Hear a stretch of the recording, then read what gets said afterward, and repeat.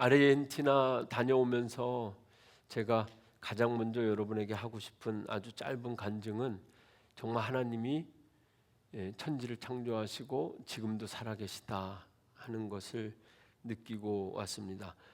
왜냐하면 전 세계 어느 곳을 방문해도 하나님의 교회들이 있다는 겁니다.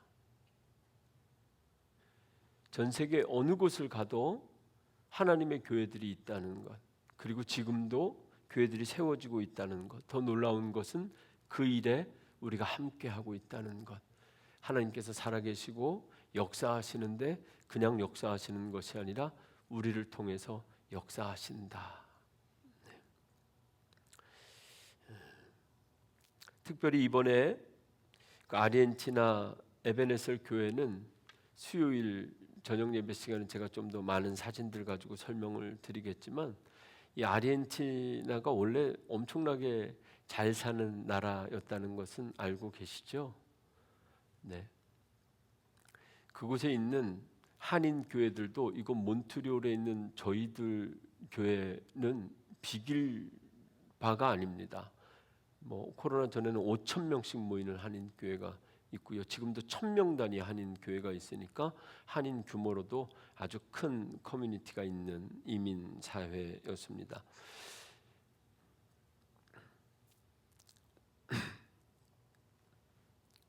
제가 첫해 파라과이를 방문하고 2주 동안 원주민 주택 공사를 마치고 돌아오기 전에 딱 이틀 남은 시간에 임동성 의사님께서 여기까지 오셨는데 여기서 제일 유명한 곳이 이과수 폭포니까 한번 꼭 가봐야 된다고 해서 이과수 폭포를 방문했었습니다. 여기 계신 많은 분들이 아마 캐나다에 계시니까 나이아가라 폴은 많이 가보셨을 텐데요. 제가 권면드리기는 나이아가라 폴은 연세가 많이 드신 다음에 가셔도 언제든지 가실 수 있습니다. 차 타면 바로 코앞에까지 다 볼 수가 있잖아요. 근데 이과수는 그렇지 않습니다. 젊었을 때 가시지 않으면 막 승질이 막 날 수도 있습니다. 그렇게 엄청 많이 걸어야 되고 그 안에서 기차도 타야 되고 그렇습니다. 그렇게 폭포를 보고 돌아오는 길에 비가 막 쏟아져서 비를 피해서 급히 주차장을 빠져나오는데 갑자기 뒤에서 한국 사람이, 그 먼 곳에서 한국 사람이 저와 임동수 의사님이 나누는 한국말을 듣고 당신들은 한국에서 오셨습니까? 누가 이렇게 말을 거는 거예요. 그 이과수 폭포에서 말이죠. 그래서 뒤를 돌아보면서 만난 그 한국 여자가 아르헨티나 에베네셀 교회 김형일 목사님의 사모님입니다. 전혀 약속도 없었고 준비도 없었습니다. 저는 파라과이에서 공사를 마치고 몬트리올로 돌아오기 전에 마지막 일정으로 이과수를 들렸고, 또 그 아르헨티나 김영밀 목사님의 사모님은 목사님이 바빠서 아르헨티나 부에노스아이레스를 방문한 한국에서 오신 여자 목사님을 한국으로 돌아가시기 전에 이 이과수를 잠깐 보고 가셔야 된다고 해서 두 팀이 다 잠깐 이과수에 들렀다가 마지막 빠져나오는 일정의 주차장에서 만나서 잠깐 차 마시고 기도하고 선교에 대한 이야기 나누고 돌아와서, 그때부터 저희 교회가 하나님께서 파라과이 땅을 밟게 하시고 파라과이에서 더 멀리 아르헨티나도 보여주셨다라는 믿음 가지고 그 교회를 우리가 2023년부터 후원하게 됐고 올해 현재 직접 다녀오게 된 것입니다. 특별히 정말 하나님 살아계신 것과 하나님 살아계신 증거가 전 세계 곳곳에 세워지는 교회들을 통해서 보게 되면서 이번에 돌아오는 비행기 안에서 하나님께서 세우신 교회들마다 하나님께서 맡겨주신 사명들이 있고 이미지들이 있는데, 건강하고 아름다운 교회란 어떤 교회일까에 대해서 비행기 안에서 저도 모르게 생각하게 되었습니다. 성경은 교회가 무엇이다 이렇게 단언적으로 정의하고 있지는 않지만 교회가 어떤 것인지 우리는 성경을 통해서 정의하려고 노력하죠. 정의뿐만 아니라 성경 말씀을 통해서 우리는 교회, 하나님께서 원하시는 교회, 하나님을 기쁘시게 할 수 있는 교회의 이미지들이나 비유나 은유들을 발견할 수가 있습니다. 그러면서 비행기 안에서 혼자 생각을 했어요. 교회나 성도들이나 우리가 원하든 원하지 않든 우리 삶의 모습을 통해서 다른 사람의 눈으로 보게 되면, 또는 하나님의 눈으로 보게 되면, 다 같은 교회들도 교회마다 다 다르게 보일 수 있겠다. 각 교회가 가지는 특별한 사명과 은사에 따른 이미지들이 있을 수 있죠. 교회 대표적인 이미지 가운데 아주 전통적인 것은 한국 교회뿐만 아니라 전 세계적으로 교회들은 처음에 구원의 방주와 같은 교회 이미지들이 제일 강하다, 이렇게 생각이 듭니다. 제가 어렸을 때 저희 아버님이 강원도 원주 시골에서 작년에 다녀가시고 은퇴하셔서 여러분 아실 텐데, 아버님이 목회하시면서 제가 초등학교 다닐 때 교회를 건축하신 적이 있으세요. 새벽에만 일어나면 아버님은, 제 기억 속에 아버님은 늘 새벽 예배를 마치시고 이렇게 밥상 같은 책상에 앉으셔서 혼자 도화지에다가 교회를 그리셨어요. 어떻게 교회를 건축할까 그리셨어요. 저는 그 아버님 앞에 똑같이 밥상을 하나 놓고 늘 여러분들이 잘 안 믿으시겠지만 새벽에 공부도 하고 이렇게 같이 아버님과 앉아 있었거든요. 얼핏 이렇게 보니까 아버님이 교회를 그리시는데 배 모양으로 그리시더라고요. 그래서 어린 시절이지만 기억이 나요. 아버님 교회를 어떻게 지으려고 그렇습니까? 제가 삼형제 중에 장남인데 제 동생들과 마음껏 뛰어놀던 옥수수 밭을 사셨고 거기에다가 교회를 건축하셨는데요. 지금도 있습니다. 영동고속도로 원주 지나가다 보면 치악산 근처에 소초감리교회라고 쫙, 제가 그 아버님이 도화지에 그린 걸 보면서 아버님 이건 무슨 모습이에요? 아버님이 이게 방주 모습이라는 거예요. 제가 볼 땐 바이킹이던데 배처럼. 그래서 지금도 아마 그 고속도로 주변에 제가 한국에 있을 때 다닐 때는 보였는데 이렇게 십자가 탑이 높게 이렇게 올라가 있는, 어린 제가 봐도 방주 같은 모습이었던 것 같아요. 미국에 있을 때 그 테네시 내시빌 쪽에 실제로 노아의 방주 똑같은 사이즈로 만들어서 그 테마파크를 구성해 놓은 데가 있거든요. 지금 그래서 한번 가족들과 함께 방문해 본 적이 있는데, 노아의 방주 배를 그냥 그대로 띄워놔도 정말 교회 이미지가 될 만큼 그렇게 교회와 같은 이미지였습니다. 예전에 저희 아버님이 목회하던 그때에는 교회 이미지가 구원의 방주와 같은 이미지였고, 전도도 와서 보라, 이때만 해도요, 한국 사람들은 특별히 교회에 가면 세상에서 볼 수 없는 것들을 볼 수 있었고 누릴 수 있었고 즐길 수 있었습니다. 지금도 여전히 교회 안에 어린이 도서관을 만든다든지 또는 교회 안에 카페 같은 것을 만든다는 것은 이 구원의 방주와 같은 이미지를 여전히 유지하고 있는 한국 교회의 모습이 될 것입니다. 와서 보고 즐기고 누리는. 세상이 변하고 발전하면서 이제는 교회보다 세상에 볼 것이 더 많고 누릴 것이 더 많아서 전세가 역전이 되었습니다. 특별히 2000년 서구의 열린 여배가 시작되면서 새롭게 떠오른 교회의 이미지는 이제 더 이상 구원의 방주 형태의 이미지가 아니라 마치 공연장과 같은, 극장과 같은 것들입니다. 먼 다른 예를 보지 않더라도 저희 교회가 코로나 이전에 예배드렸던 웨스트마운트에 있었던 마운트사인 처치, 그 교회 이미지와 지금 우리가 예배하는 이 라사렛 있는 이 교회 이미지는 이미지 자체가 다르죠. 십자가 자리에 이제는 마치 극장과 같이 큰 프로젝션 화면이 등장하게 됩니다. 많은 교회들이 새롭게 교회를 건축하면서 그것 때문에 엄청 논쟁이 많다 그래요. 예전 저희 아버님 세대에는 이 위에도 보혈을 상징하는 빨간색 카펫을 깔지 않으면 안 됐습니다.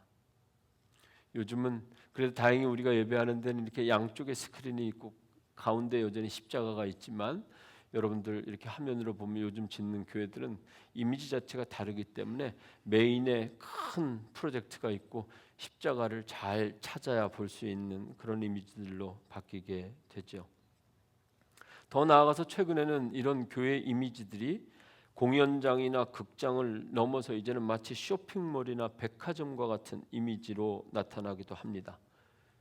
무엇이든지 원하면 큰 대형 교회들, 메가처치들은 그곳에서 원스톱 서비스로 모든 것을 다 할 수 있죠.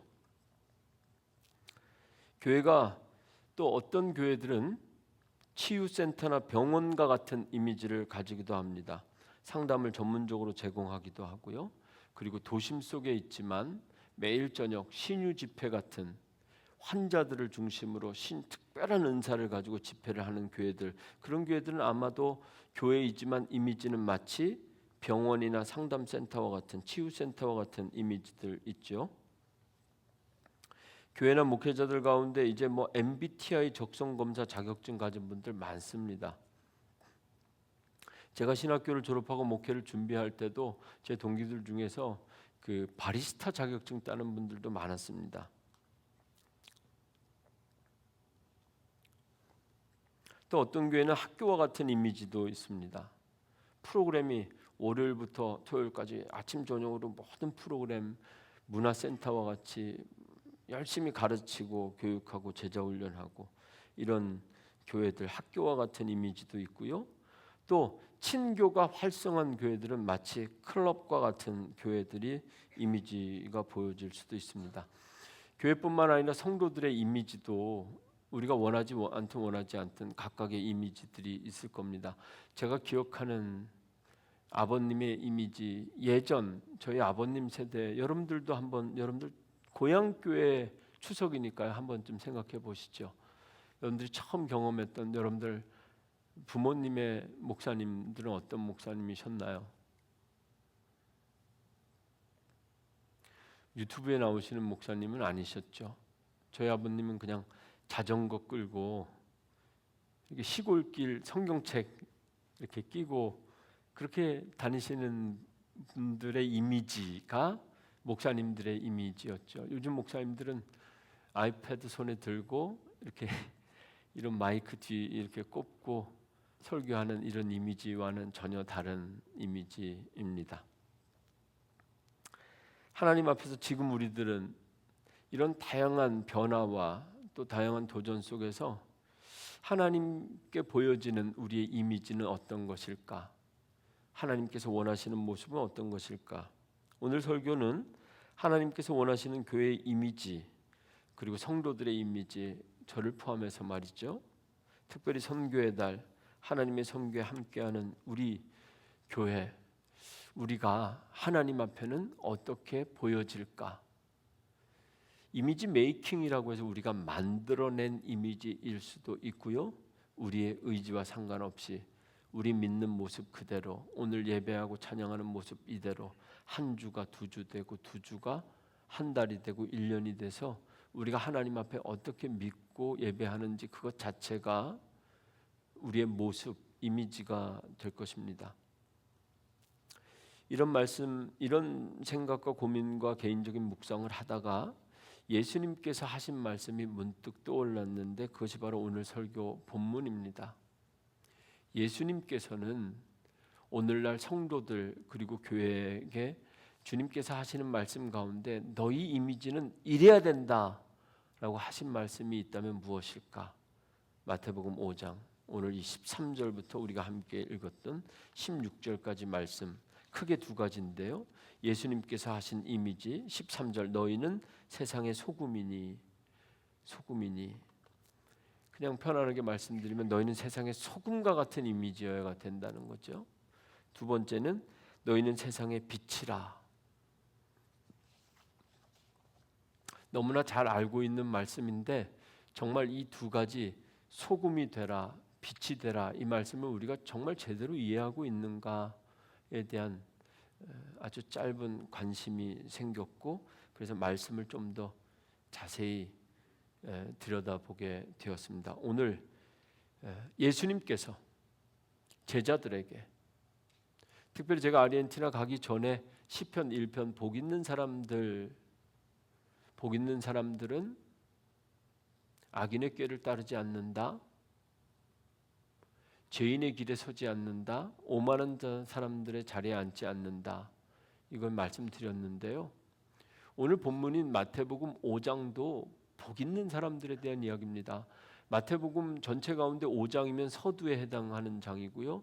예수님께서 마태복음의 기록에 의하면 사단의 시험을 끝내고 금식과 시험 끝내고 처음 이제 산상설교 하시면서 팔복에 대한 말씀을 하세요. 그래서 마태복음 5장 심령이 가난한 자는 복이 있나니, 이렇게 해서 팔복의 말씀이 딱 끝나고 나서 오늘 너희는 세상의 소금이니, 이렇게 말씀하시는 겁니다. 정말 행복한 사람들, 복 있는 사람들, 예수 믿는 사람들이 어떤 이미지, 어떤 사람들이어야 되는가, 교회든 개인이든 우리에게 주시는 말씀이라 믿기에 소금이란 무엇이고 빛이 된다는 것은 무엇인지 오늘 이 예배를 통해서 짧지만 간략하게 나누고자 합니다. 13절 말씀 우리 함께 한 번 더 눈으로 읽으시면서 확인하시면 좋겠어요. 13절, 너희는 세상의 소금이니 소금이 만일 그 맛을 잃으면 무엇으로 짜게 하리요? 후에는 아무 쓸데 없어 다만 밖에 버려져 사람에게 밝힐 뿐이니라. 소금이다. 소금에 해당하는 헬라어는 할리스인데요. 의외로 성경에 되게 많이 나올 것 같은데 신약 성경에는 딱 6번 나오는 단어입니다. 그렇지만 이 상징적으로도 되게 중요한 단어라는 건 우리가 감각적으로 알 수 있죠. 여러분 많이 들어보셨을 거예요. 너희는 세상의 소금이다. 제가 설명드리지 않아도 무슨 얘기할 건지 예상이 되시죠? 아마 제가 이렇게 한 번씩 물으면 소금과 같은 이미지, 소금의 이미지가 뭔지 다 여러분들 대답하실 수 있을 거예요. 그렇죠?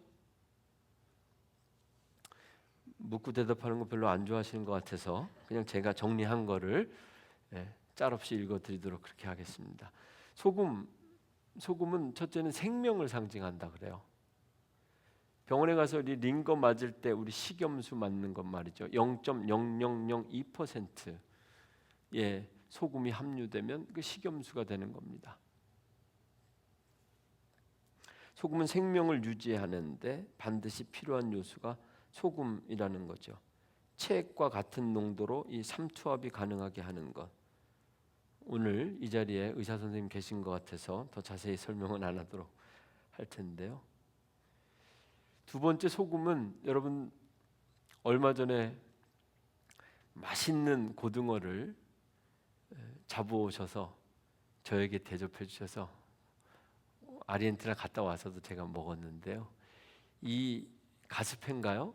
거기서 많이 나는 고등어도 소금이 없으면 여기까지 가져올 방법이 없는 겁니다. 그렇죠? 소금은 썩지 않게 하는 기능이 있다는 거죠. 방부제의 역할, 생선과 고기를 썩지 않게 보존하는 용도가 있고요. 셋째, 소금은 어쨌든 녹아들어져서 눈에 보이진 않지만 자신을 겉으로 드러내진 않지만 짠맛을 내는 그런 이미지가 있죠. 그리고 소금은 주겸치약처럼 이렇게 치통뿐만 아니라 피부 치료에도 좋은 효과가 있어서 치료제가 되기도 한데요. 그러니까 여러분은 그리스도인들은 세상의 소금이라는 겁니다. 여러분 지금까지 예수님께서 하신 말씀을 이렇게 이해하고 계십니까? 예수님은 왜 복 있는 사람들에 대해서 제자들에게 설명하신 다음에 너희는 세상의 소금이 되라, 생명이 되라, 썩지 않는 역할을 해라, 짠맛을 꼭 내라, 치료하는 사람이 되라,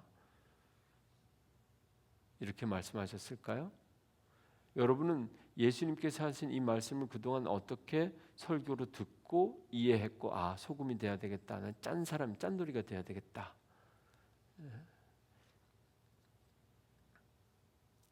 실제로 고대 로마 시대에 군인들에게 지급된 수당을 살라리움이라고 하는데요. 이 살이라는 것이 소금을 의미하는 라틴어에서 파생되었다고 합니다. 요즘 한 달 동안 열심히 일하고 회사에서 우리가 받는 샐러리, 그 샐러리의 어원이 살라리움입니다.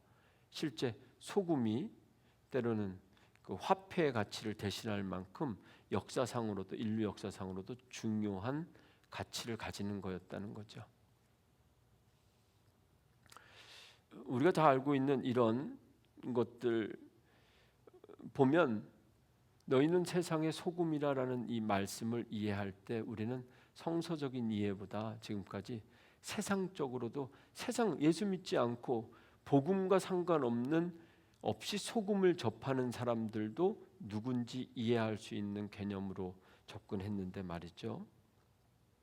성경을 가장 잘 알맞게 해석하는 방법은 말씀은 말씀으로 해석한다. 특별히 신약 성경은 구약 성경으로 해석할 수 있으면 가장 정확하다 생각되는데요. 저는 오늘 너희는 세상의 소금이다라는 이 말씀을 어떻게 설명할까? 딱 세 구절의 구약 성경 말씀을 여러분들에게 소개하려고 합니다. 먼저 레위기 2장 13절 말씀입니다. 레위기 2장 13절, 내 모든 소재물에 소금을 치라. 내 하나님의 언약의 소금을 내 소재에 빼지 못할지니 내 모든 예물에 소금을 드릴지니라. 여러분, 세상에 소금이 된다는 것은 여러분들 식탁에 누구든지 믿음과 상관없이 접할 수 있는 그 소금의 의미, 세상적인 센스, 이미지로서의 그 소금, 그거 이야기하는 거 아닙니다. 레위기 2장 13절은 하나님께서 내 모든 소재물에, 너희들이 제사 드릴 때마다 나에게 드리는 그 소재에 반드시 소금을 치라. 이 소금을 치라, 소재물에 소금을 치라는 이 문장이 얼마나 중요하게 히브리어로 다루어졌냐면, 제가 어제 찾아보니까요, 소금을 가지고 소금을 치라 이렇게 반복되더라고요. 소금을 치라, 소금을 가지고 소금을 치라. 반드시 제사 드릴 때 소금을 빠뜨리면 안 된다라는 상징인데요. 구약시대 누룩과 꿀이 이방신의 가증스러운 예식을 상징한다면 소금은 아주 정결하고 깨끗한 예물을 의미합니다. 그냥 소금이 아니라 이렇게 하나님 앞에 드려진 소금을 언약의 소금이라고 합니다. 하나님은 이스라엘 백성들과 언약을 맺으실 때 소금을 매체로 하여 언약을 맺으신 겁니다. 두 번째, 민수기 18장 19절 말씀.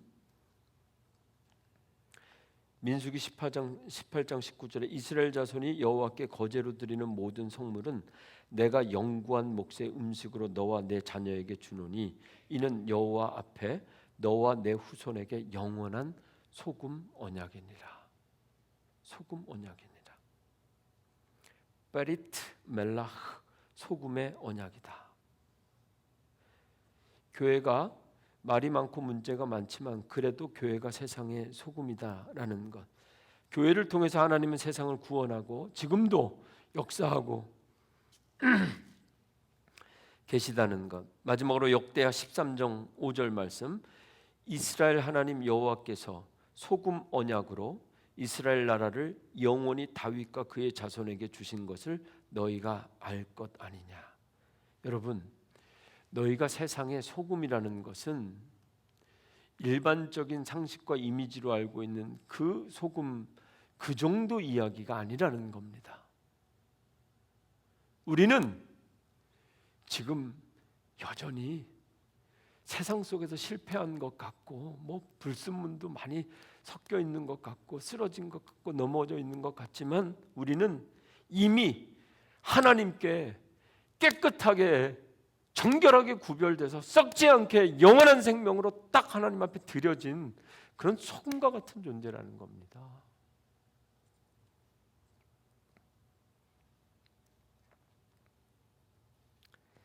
이 13절과 14절 말씀 오늘 두 가지만 설명드리려고 하는데, 소금과 빛, 한국말 성경으로는 너희는 세상의 소금이라, 14절 말씀 너희는 세상의 빛이라 이렇게 되어져 있는데, 아쉬움이 드는 것은 영어 성경만 보아도 이 세상이 아닙니다.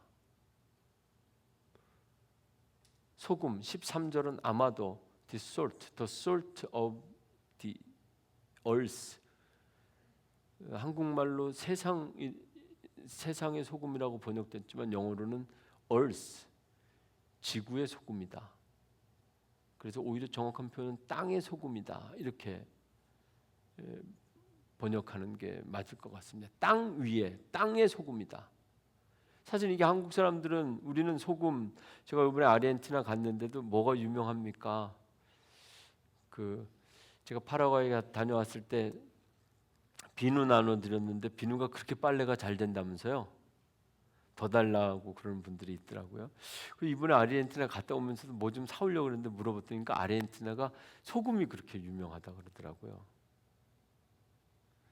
비싸서 못 사왔어요. 또 기대하실 것 같아요. 비싸서 못 사왔어요. 다음번에 가면 한번 준비해 볼게요. 근데 소금이요, 우리는 소금이 이렇게 바닷물을 증류시켜서 소금을 하잖아요. 그러니까 한국 분들은 특별히, 이건 제 생각입니다. 철저하게 성경을 번역할 때 거기까지 구분 못한 것 같아요. 그냥 소금이면 다들 바닷물을 가지고 이렇게 소금 만드는 거. 팔레스틴 지역이나 남미나 이런 데 가도 전혀 다른 방식으로 소금이 나옵니다. 땅에서 캐는 겁니다. 그러니까 예수님은 정확하게 말씀하신 거예요. 땅에, 세상의 소금이 아니라 땅에 박혀있는 너희들 말이야. 땅 속에 있는 소금 파내는 거란 말이죠. 너희는 그런 세상의 소금이다. 세상에 살고 있는 것 같지만, 세상에 살아서 세상 사람들에게 묻혀서 세상과 아무 구분 없이 사는 것 같지만, 정확하게 세상에 있지만 내가 구별해낸 너희는 내 백성이단 말이지. 예수님께서 그런 의미로 너희는 세상의 earth, 땅의 소금이다.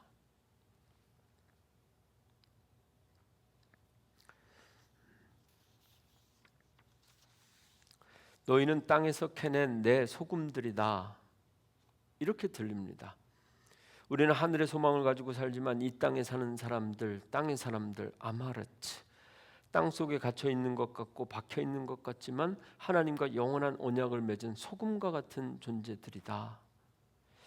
교회가 세상의 소금이라는 이미지는 단순히 우리들 식탁에서 발견되는 양념 가운데 하나의 이미지가 아니라 영원히 변치 않는 하나님과 이 언약의 기초, 그것이 바로 교회이고 성도입니다. 땅에 살고 있기 때문에 때로는 흙냄새가 나고, 때로는 썩어지는 것 같고 흑색깔도 띠는 것 같고 온갖 수모와 굴욕을 당하지만, 그러나 여전히 교회가, 성도가 세상의 소금이다.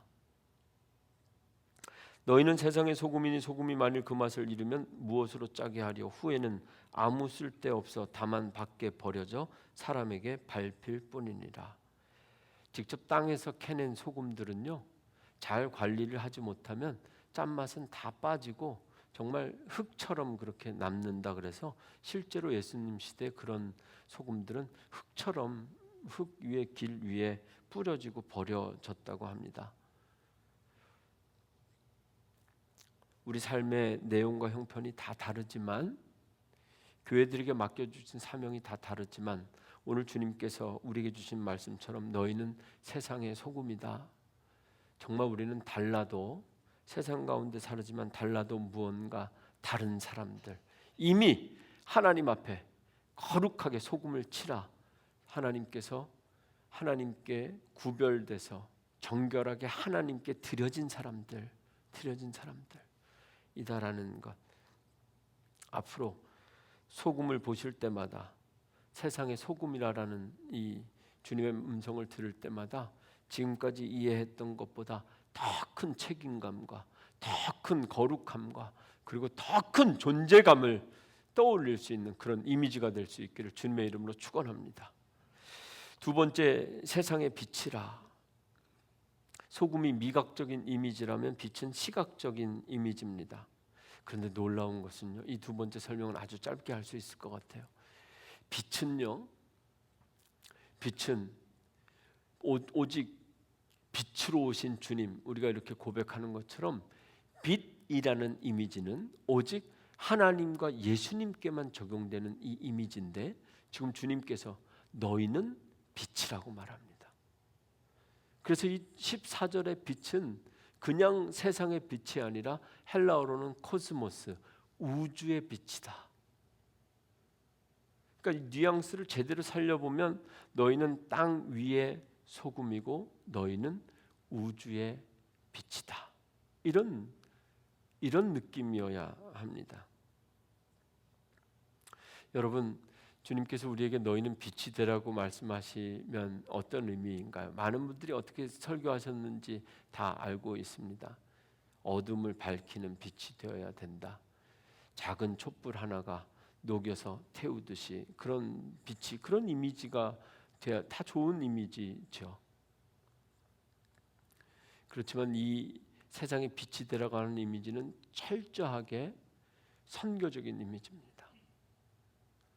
하나님과 예수님을 상징하고 의미하는 그 빛이 너희도 되라고 말씀하시는 것은 우리도 하나님처럼 그렇게 빛이 되라고 하시는 말씀이 아니라 여전히 그때나 지금이나 오직 빛이시고 빛이 근원이신 분은 오직 하나님과 예수님밖에 없습니다. 어쩌면 우리는 그 빛을 땅끝까지 반사하는 사람들, 그 빛을 어두운 곳에 비추는 사람들, 마치 거울과 같은 존재들이 되어야 할 것입니다. 이것도 구약 성경에서 예수님께서 빛이 되라고 말씀하실 때 이 빛은 어떤 빛을 염두에 두고 하신 말씀일까를 찾아서 제가 한 말씀을 여러분들에게 소개해 드리려고 합니다. 이사야 42장 6절 말씀입니다. 나 여호와가 의로 너를 불렀은즉 내가 내 손을 잡아 너를 보호하며 너를 세워 백성의 언약과 이방의 빛이 되게 하리니. 이방의 빛이 되게 하리니.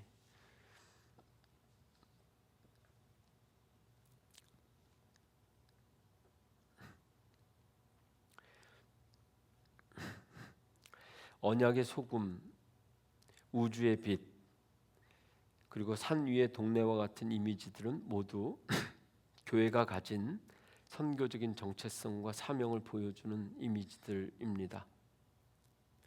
특별히 선교지를 돌아보고 하나님이 보실 때 우리의 모습이 어떨까, 그리고 목사로서 오늘을 살아가는 크리스천으로서 여러 가지 하나님 보시기에도 부끄럽지 않았으면 좋겠고, 또 예수 믿지 않는 세상 사람들이 보기에도 우리 교회의 이미지가 건강했으면 좋겠고, 또 다른 교회 다니는 분들이 보기에도 감리교회 교회들이 참 많은데, 많은 교회 가운데 참 저 교회는 귀하다 싶은 그런 이미지들이 있었으면 좋겠습니다. 어떻게 하면 세상의 소금, 그리고 우주의 빛, 그리고 산 위의 동네처럼 말이죠. 여러분, 아무리 감추려고 해도 우리의 믿음은 감출 수가 없는 것 같아요.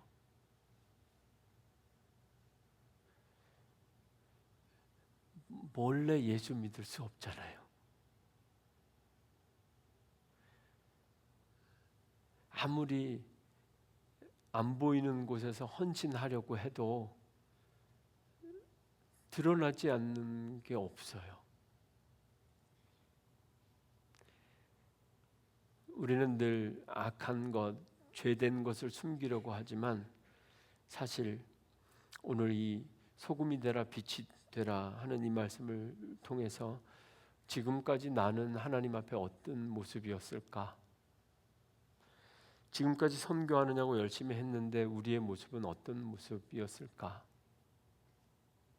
돌아보게 됩니다.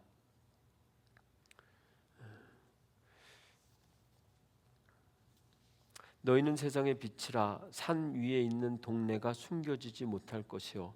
우리 화면으로 14절부터 다시 한번 보여주시면서 마치려고 하는데요. 너희는 세상의 빛이라 산 위에 있는 동네, 팔레스틴 지역의 도시는 늘 이렇게 밑에서도 잘 보이는 산 위나 언덕 위에 도시들이 세워졌다고 합니다. 낮에도 잘 보이지만 밤이 되면 불빛과 함께 모든 사람들의 눈에 띄는 그런 동네이지요. 주석가들의 주석을 보면 이 산 위에 있는 동네, 이것이 바로 성전을 의미한다고 합니다. 사람이 등불을 켜서 말 아래 두지 아니하고 등경 위에 두나니 15절 이러므로 집안 모든 사람에게 빛이 느니라. 16절 이같이 너희 빛이 사람 앞에 비치게 하여 그들로 너희 착한 행실을 보고 하늘에 계신 너희 아버지께 영광을 돌리게 하라. 지금 하나님께서 우리를 보신다면 우리의 어떤 모습을 보실까? 그리고 오늘 이 말씀의 마지막, 너희 빛이 사람 앞에 비치게 하여 그들로 너희 착한 행실을 보고 하늘에 계신 너희 아버지께 영광을 돌리게 하라. 여러분, 오늘부터 또 새롭게 한 주 시작하셔야죠. 말씀과 은혜로 시작하셔야죠. 소금이 되어야 되고 빛이 되어야 될 텐데 어떻게 한 주를 시작할 것인가? 저와 함께 오늘 주신 말씀 가운데 16절 말씀 붙잡고 기도하면서 한 주를 시작하고 이제 우리에게 맡겨주신 또 남아있는 마지막 하나사타케 선교 믿음으로 감당할 수 있었으면 좋겠습니다. 이같이 너희 빛이 사람 앞에 비치게 하여 그들로 너희 착한 행실을 보고 하늘에 계신 너희 아버지께 영광을 돌리게 하라.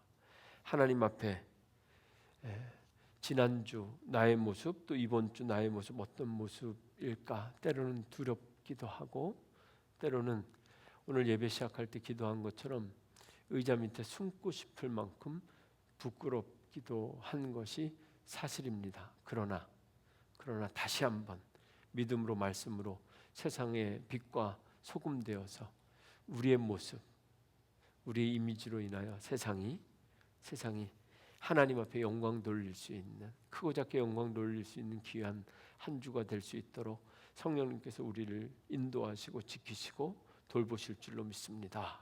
아멘. 기도하겠습니다.